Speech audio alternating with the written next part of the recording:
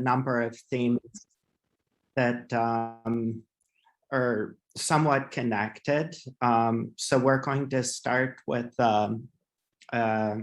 some paradoxes in the style of Nick Kaiser. So there will be some questions, and then we'll discuss the correct answer to these sort of paradoxes and a little of history.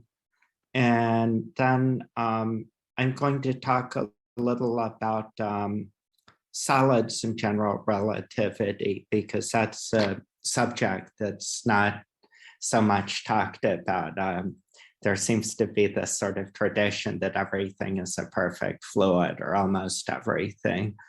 And I'm going to talk a little about dissipation with solids and the constraints that general relativity imposes. So the game is a little different than in, sort of ordinary Newtonian physics. So let's start with rocket paradox. And this is something, these two problems I learned from Nick Kaiser, and we've discussed these at length. And on this rocket problem, we have a draft of a paper, why people get confused, for the American Journal of Physics. So John Bell is most famous, known and with the Bell inequality and interpretation of quantum mechanics. But in his collection of articles, he had an article about this paradox. So we have two identical rockets, and this is sort of a 1+1 dimensional problem.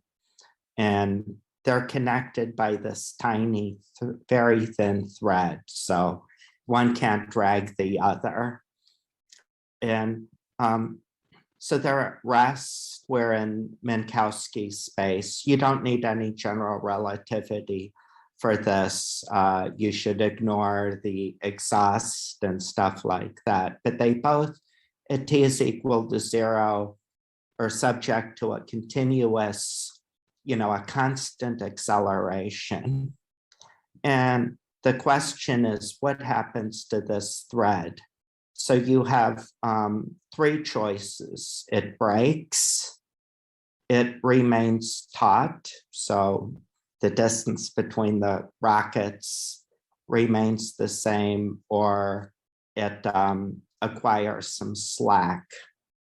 And I believe Sudan has set up a poll, so you can vote on this.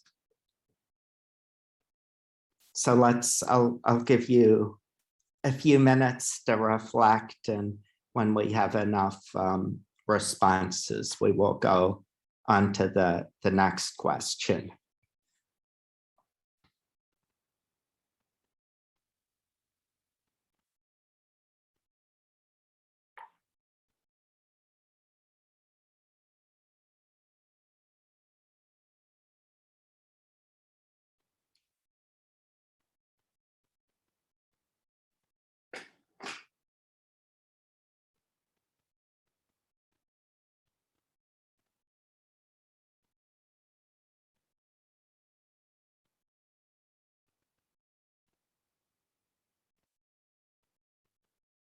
This is like election results.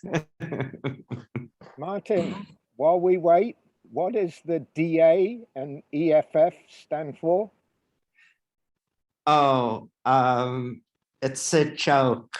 There are two parties in South Africa, the Democratic Alliance and the Economic Freedom Fighters. Thank you.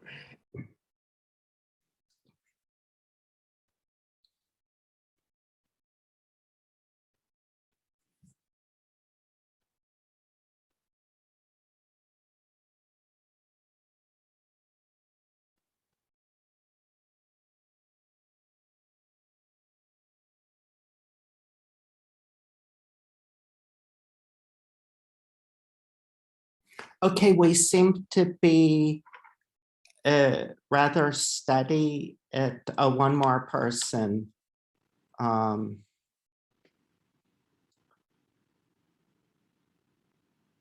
Answered. So maybe we should go on to the next question.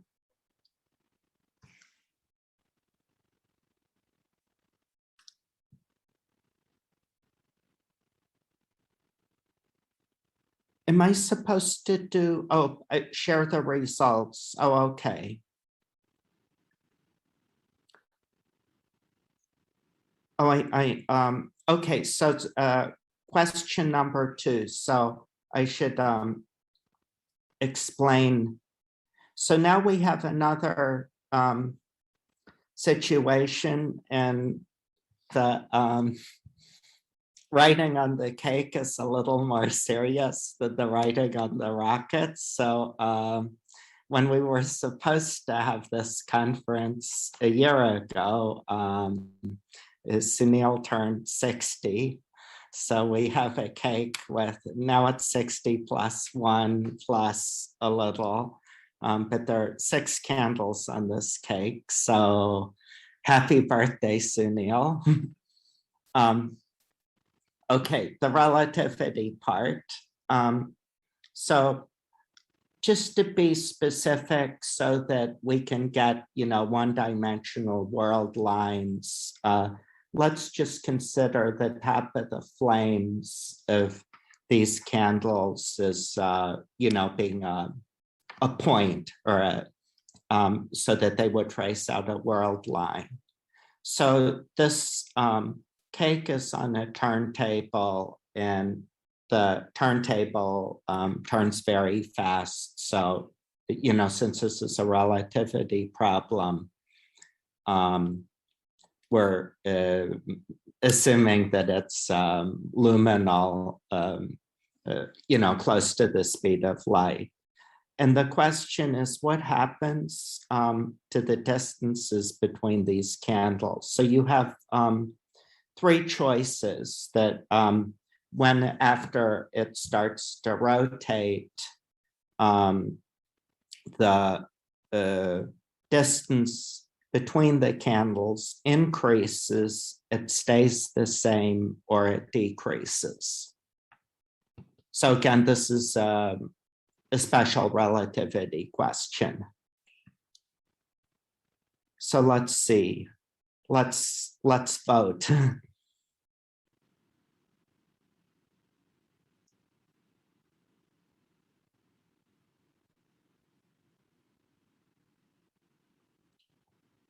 Oh, do you have to, maybe I made a mistake here. Sudan, do you have to restart the poll? Okay, let me try that. I think I clicked on sharing the results right away. So anyway, you can think about what your answer would be.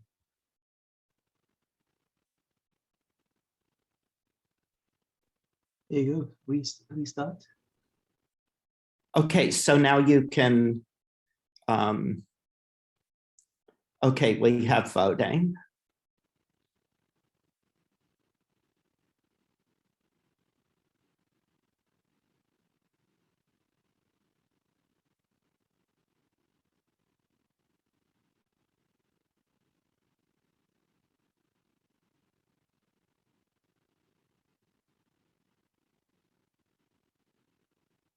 So we have 16 out of 51 people who have voted.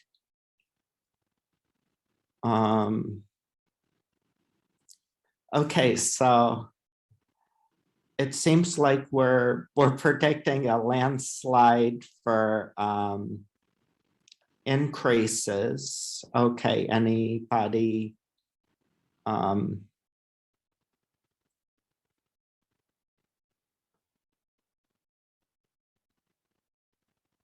Well, it's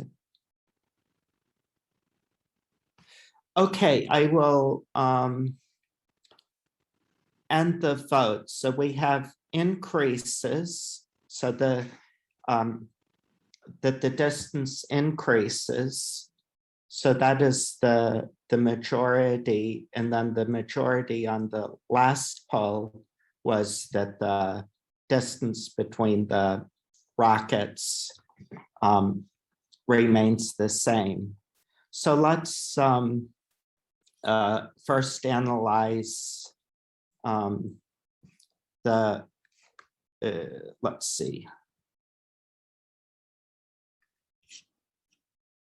How do I? Oh, I can just push this out of the way.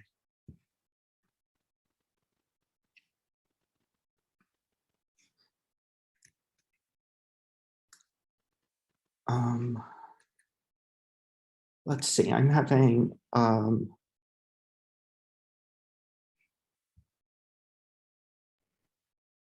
I had the same problem. I had to stop sharing, and then I could see the red button on the polls window to make it go away. okay, I'll reshare. share again. And how?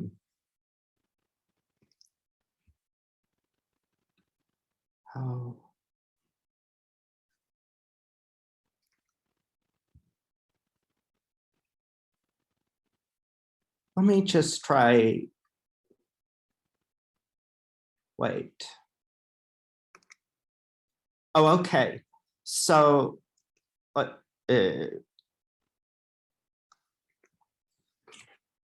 yeah. Now I have the screen under control.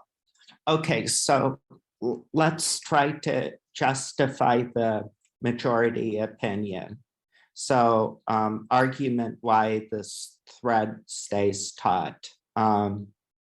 So if we sort of look in our lab frame, I mean, this is sort of trivial mathematics, and I'm just going to do it without, you know, hyperbolic cosines. That doesn't really matter. That I just put half a t squared. So both are sort of being symmetrically accelerated. So definitely the distance remains the same in terms of the, you know, Z coordinate in that's the lab frame slicing.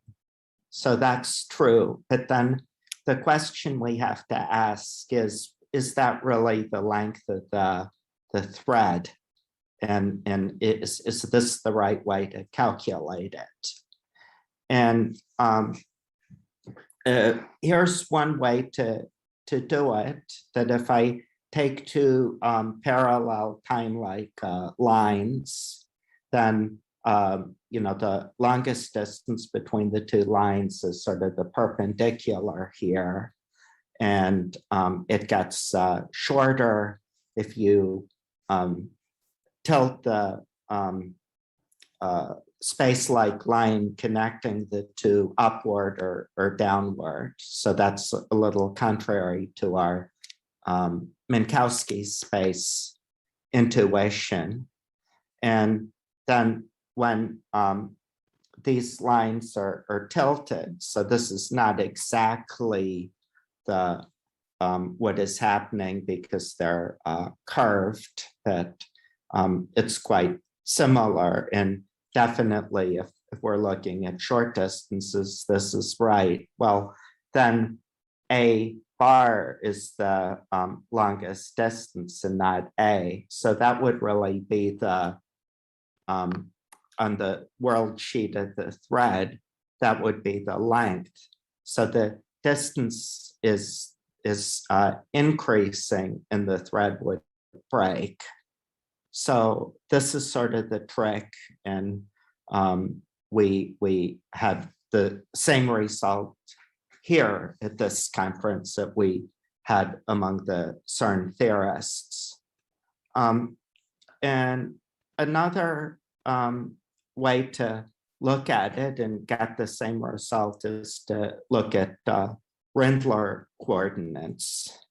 And so here we have a Rendler wedge, and this is talked about a lot, these coordinates with about acceleration, but not so much nowadays in the context of rigid bodies.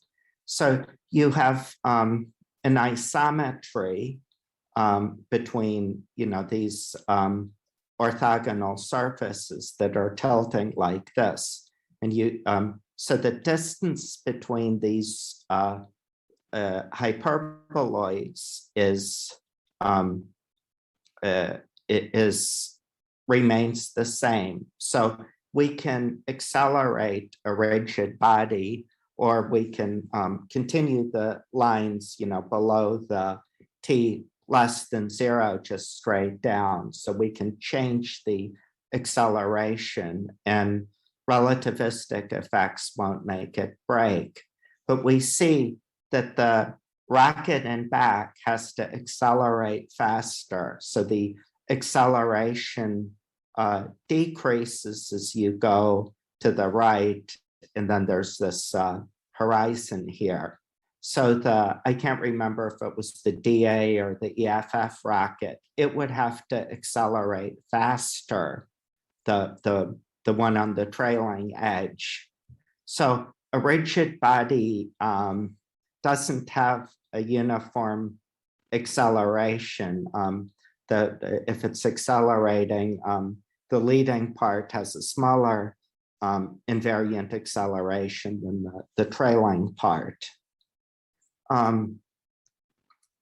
Okay, so this is the conclusion.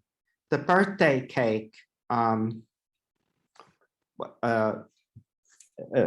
problem, the majority got this right. So the cake can't be rigid because the radius of the cake remains constant, but then the distance on the periphery. So, if you ignore centrifugal force and elasticity and all of that, the cake would shatter if it were a rigid body, if it were made to rotate. So the rotation, or changing the rotation rate, is not consistent with a rigid body. So these are sort of puzzles that help us understand relativity. And after Einstein's, let's see, I'll skip this. This is just, so I'm going to go back into history. So there was an immense amount of activity around these questions. So in classical mechanics class, we learn about rigid bodies, and the things really simplify, and the force and the torque determine everything, and then you have the mass and the moment of inertia. But people realized, the top physicists, that Einstein's special theory of relativity sort of put an end to all of that.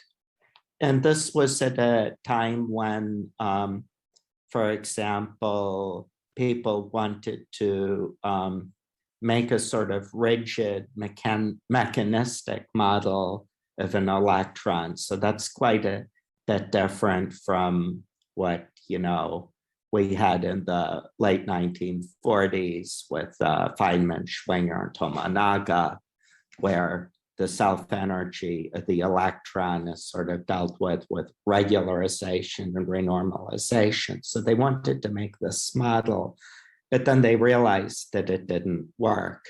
So there's a Ehrenfast,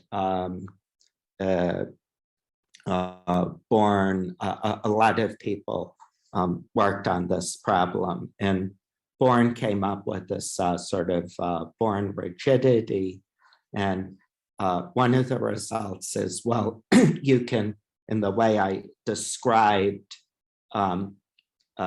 fix the acceleration, but you can't change the rotation rate with a rigid body. So you could say, well, why not make an elastic body? And I guess you could do that. But then you would get all sorts of resonant states and stuff like that. But this was something that was investigated quite a bit at the time. And here I sort of sketch that if I take a single trajectory and assuming the body isn't too big or the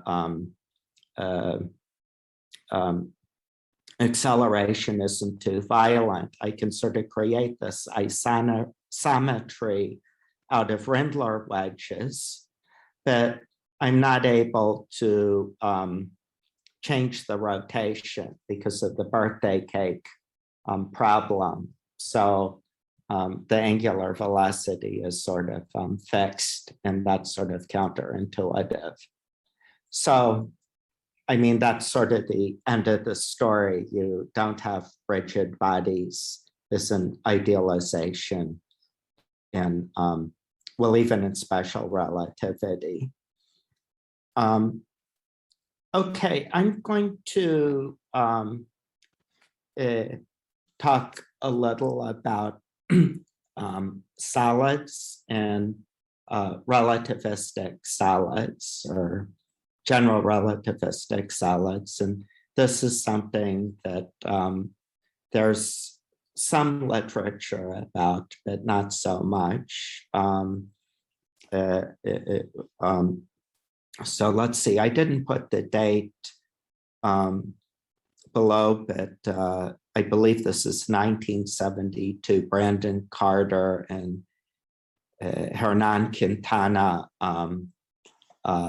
were thinking about the crust of neutron stars. So they came up with some sort of tensor-based approach to describing an elastic solid.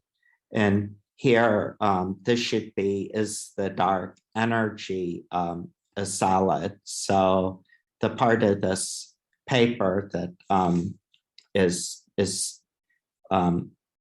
I want to focus on is not so much the cosmology, but just the formalism for describing a relativistic solid. And then I want to sort of sketch how you would put dissipation into this.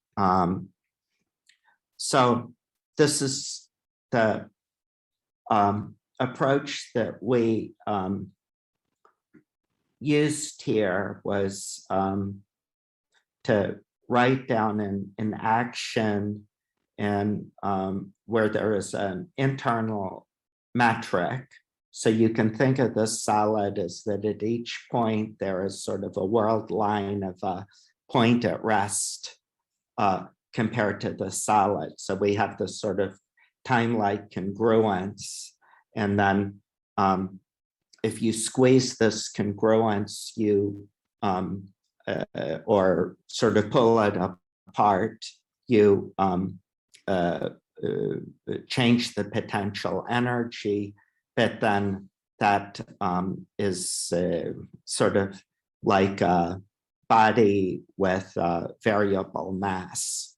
So here the time is not any coordinate time, but as you'll see, you just take these lines and this parameterizes the lines. You have an ambient space-time metric. And then this internal metric is how much stuff you have. So this is quite different from superstring theory or membrane theory, where there isn't any stuff. That the superstring is unless you put some stuff on it, is sort of a geometrical object, software is here. You have this congruence with a rest frame. And then we care about the relationship between these two metrics, and then you get principal values, and you can write that in a covariant way. And with taking these traces, and then this is a density that depends on the relationship between these two metrics. And that's all rather simple. It's a bit different from the usual, fields, because here the integration is over the internal coordinates of the string plus some arbitrary time parameterization. There's complete reparameterization independence, and you can see this as a sort of generalization of this action. And what we were interested in is, at the time, was frustrated networks of domain walls. So we did cosmological perturbation theory, and basically the simple expressions in the last page expand out. So this is just a lot of algebra, but no thinking is required. You get these equations of motion, and you can sort of see this is like the enthalpy. So this is like in relativistic fluid mechanics. And I want to say a bit about this metric. So the reason you don't just have a displacement field is that there might be no geometry in which the solid is sort of in a uniform and relaxed state. And that's actually pretty useful, because this is the glass on your mobile phones, the Corning brand name is Gorilla Glass. And what they do is they have there's a compression in the top layer, so cracks won't propagate. So in this ad, this gorilla can drop and throw around these phones, and the screen won't break. And if you're doing cosmology or neutron stars, you have no reason to believe that you don't even know what the relaxed state is. So here this is sort of old history, and these models are gone, that we were hoping that one could distinguish these models from quintessence with the low LCMB. And this is a table of the difference in sigma squared, assuming your perfect experiment in cosmic variance, and it's really hard to tell these apart. So this was disappointing, but there are different dynamics. Okay, so other people have gone on to do solid inflation, and elastic inflation. It's more or less the same thing. And there's a different formalism. Here, it was sort of more effective field theory. We sort of got the same results without that. So this is sort of the elastic case. So one of the reasons for sort of looking back at this work is that now we have black holes and neutron star mergers, and there are these tidal forces. And one of the things I would like to know is is there any sort of elastic or dissipative dynamics that one can sort of extract from the waveforms?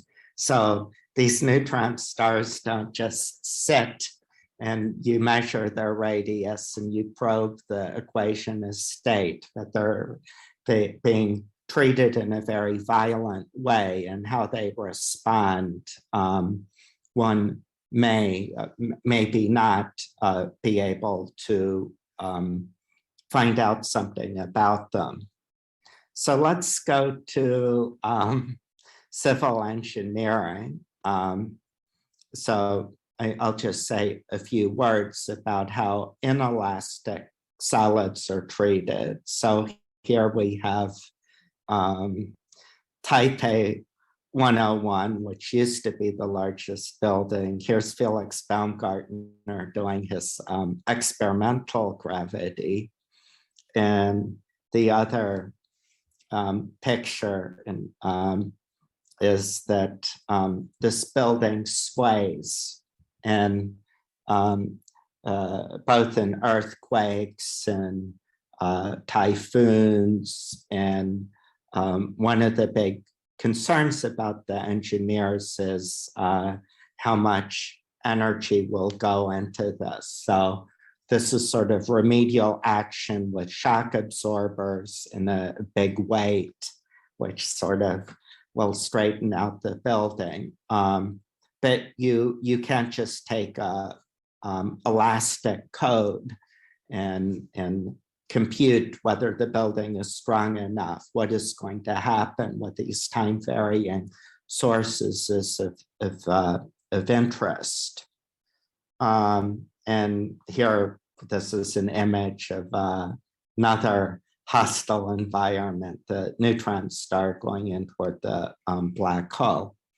So I'll just say this is going to just be a sketch. So this is sort of the standard book of modeling inelastic solids in engineering. So this is by mainly applied mathematicians, but in an engineering faculty. And you get rather complicated internal dynamics. So this is a lot, there's a lot more freedom than just in Newtonian hydrodynamics where the fluid is imperfect. So there's response that can be have many time scales. So here we have a representation with springs and dash pots. So this is just linear elasticity theory. And you can figure out this representation experimentally by, compressing the material, a small sample quickly, and then you see how long it takes for the tension to relax, and then represent by such a model. So there are many internal degrees of freedom. So this is sort of a sketch of what one does for, codes for buildings and steel structures and airplanes, where you want to know how vibrations are damped. But if we want to do this in general relativity, we have a lot less freedom. We can't just put in terms in the equation. We have to conserve energy. So the procedure is a bit different, and we can't start from a Lagrangian or an action. Well, that's maybe one could, but one probably wouldn't want to. So one has to start with modifying the stress energy tensor. Also, when there's heat, the heat doesn't just go into nowhere, but you have to account for that energy. And if you have heat conduction, it carries momentum, which gravitates. So, Hey, Martin, sorry, you have 5 minutes only. oh, okay, I'm pretty close to the end. Okay, so if we do the fluid mechanics and, the derivation, the non-relativistic strategy is just to rewrite F is equal to ma, whereas in relativity, you just write down the form of the stress energy tensor. And then once you have that, you're almost done. You need to have an equation of state. So I'll just sketch, let's see, why isn't this?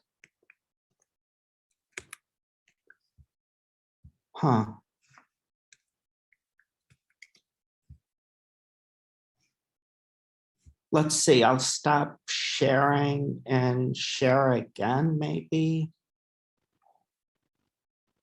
Will this?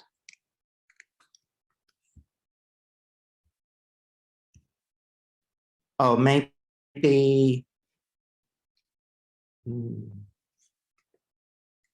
Oh, okay. Now things are working. Okay, so what happens in relativity is with heat conduction, and you can work it out, momentum conservation and particle number conservation aren't the same. And you see that at the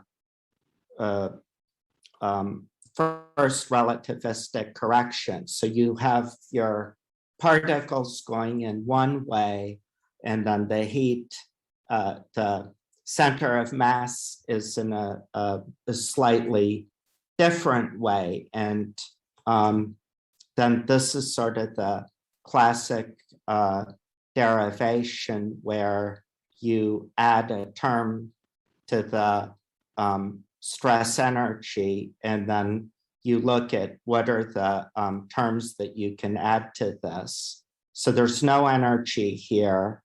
So the zero I components would be the heat, and then you get the normal, the three transport coefficients, the thermal conductivity, the compression of the shear modulus, and the bulk modulus. So Sorry, Martin. We